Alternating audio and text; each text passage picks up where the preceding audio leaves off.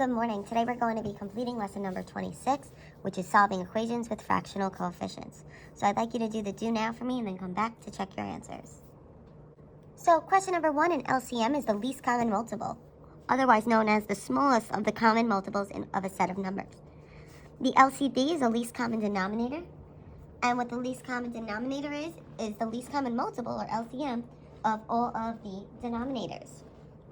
So in question number 2, you were asked to find the least common multiple. So in order to do this, I listed out all of my multiples of the given numbers. So I listed out my multiples of 10, 5, and 20.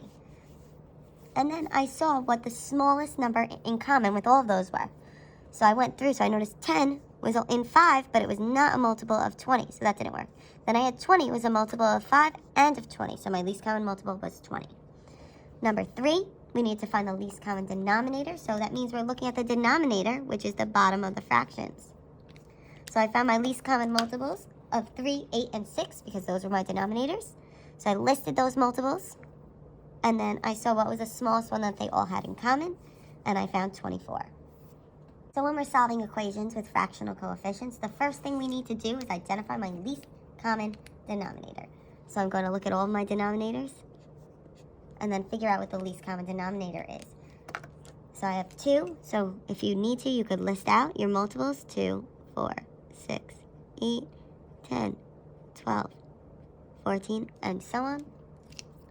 Then I have 6, which is 6, 12, 18, 24, and so on. And then I have 12, which is 12, 24, 36, and so on.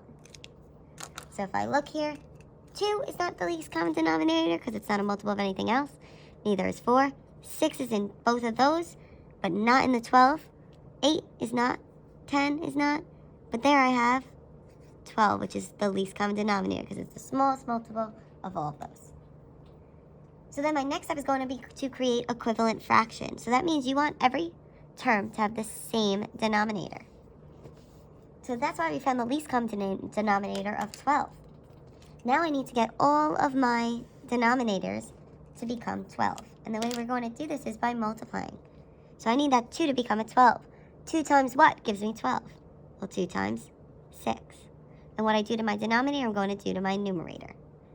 So then I have 6 times 1, which is 6, over 6 times 2, which is 12. Then we have that x there. Then plus 5 over 6. I need that 6 to become a 12, so I'm going to multiply by 2. And what I do to my denominator, I do to my numerator. So 2 times 5 is 10 over 2 times 6, which gave me that 12 that I needed. Then I have 1 over 12. This one's already over 12, so you just leave it. Now, once all of your denominators are the same, we can cross them out. And then we're just going to rewrite the equation as if it never had the denominator. So I have 6x plus 10 equals 1.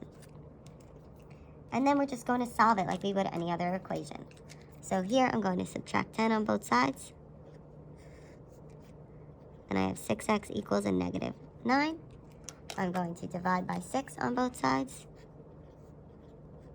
And I get x equals negative 9 over 6.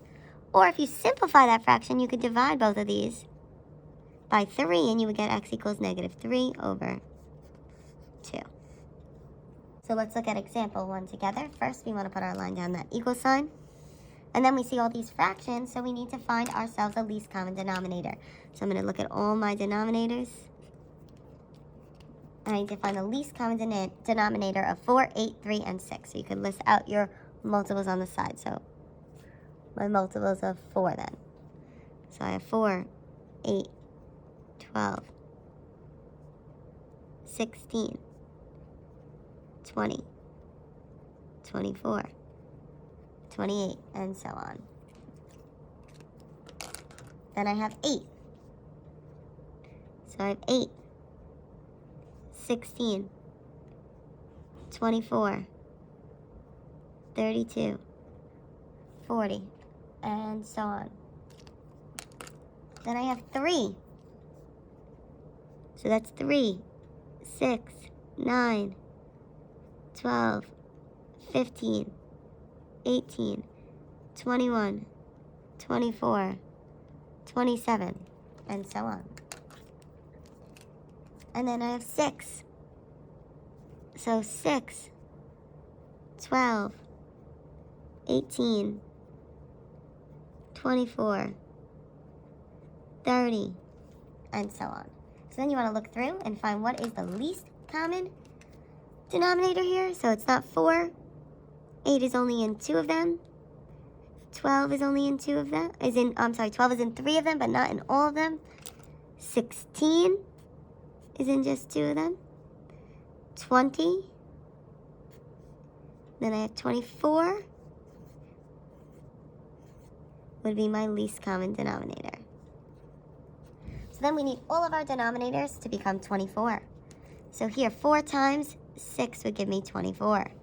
So then 6 times 3 is 18 over 24, and we have that x. 8 times 3 would give me 24, so I have minus. 3 times 1 is 3 over 3 times 8 is 24.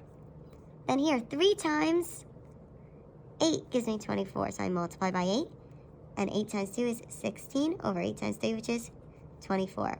Plus 6 times 4 gives me 24. So 4 times 1 is 4, and then 4 times 6 gives me that 24. Now, since all of my denominators are the same, I can just cross them out. So then I end up with 18x minus 3 equals 16 plus 4. Then I notice I have some like terms I can combine here. So 16 plus 4 would give me 20. And then on this side, I'm still left with 18x minus 3. Then we're going to just solve this like a 2-step. So I'm going to add 3 on both sides. And I get 18x equals 23. Then I need to divide by 18 on both sides. And I just get x equals 23 over 18 because you cannot simplify that. So now looking at example 2, what you notice here is I have 1/4 x plus x minus 3 equals negative 3 plus 1/2 x. Some of these are fractions and some of these are not. So how could I make these into fractions? Well, the way that you would make these into fractions would be by putting it over 1, because remember, you can put any number over 1 to make it a fraction. For example 3, the same thing here. We need to make it a fraction, so I put it over 1. So I'd like you to take a second, pause this video, try examples 2 and 3, and come back and check your answers. Alright, so taking a look at example 2, we found our least common denominator first, and we got our least common denominator of 4. So then we needed to create all fractions to have that denominator of 4. So the first fraction I left alone, the second one I multiplied by 4, then equals the next side, the next fraction I multiplied by 4, and the next fraction I need to multiply by 2. So I ended up with 1/4 x plus 4x over 4 equals negative 12 over 4 plus 2 over 4x. So then, since all my denominators were the same, I could cross them out. And I'm left with 1x plus 4x equals negative 12 plus 2x. I combine my like terms on my left side, and I end up with 5x equals negative 12 plus 2x. I have variables on both sides of my equation, so I need to move the variables over to one side of the equation. So I subtract my 2x on both sides, and I end up with 3x equals negative 12. Then I just need to divide by 3 on both sides, and I get x equals negative 4. Looking at example 3, I need to find my least common denominator first, and I got my least common denominator of 6. Then I need to get all fractions to have that denominator of 6. So the first fraction needed to be multiplied by 2. The second fraction needed to be multiplied by 6. Then on the other side, the first fraction needed to be multiplied by 6. And the second fraction needed to be multiplied by 3. So then when I multiply, I get 2/6 plus 12m over 6 equals 6m over 6 minus 9/6. Then all my denominators are the same, so I can cross them out and just rewrite my equation with the numerators. So I have 2 plus 12m equals 6m minus 9. I have variables on both sides of my equation, so I'm going to move the variable over by subtracting 6 on both sides. And I end up with 2 plus 6m equals negative 9. Then I need to subtract 2 on both sides, and I get 6m equals negative 11. I divide by 6 on each side, and I get m equals negative 11 over 6. If you have any questions, please comment them on this video or on the Google Classroom, and then complete practice worksheet number 26.